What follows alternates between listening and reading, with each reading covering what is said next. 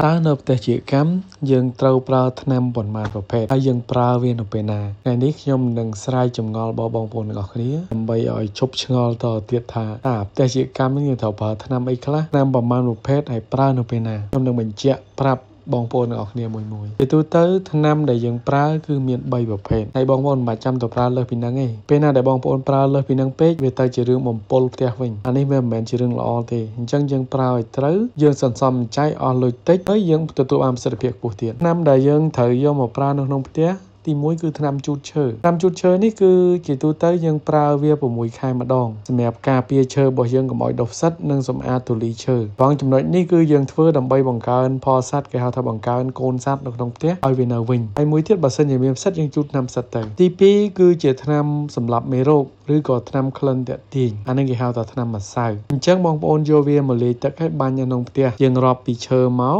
5ទឹកហើយយើងបាញ់ចុះមកក្រមកបាញ់ចំជាងហើយរហូតមកដល់បាតប្លង់សេហ្នឹងគឺយើងបាញ់វាទៅដើម្បីរងាប់មេរោគនៅក្នុងផ្ទះនិងឲ្យវាក្លិនតាក់ទាញសត្វបានល្អចំណុចទី3គឺថ្នាំសត្វល្អិតគេហៅថាថ្នាំពពួកអាសត្វចង្រៃដូចជាសត្វសមល់សត្វកឡាតសត្វអីហ្នឹងគឺយើងបាញ់ដូចអាថ្នាំ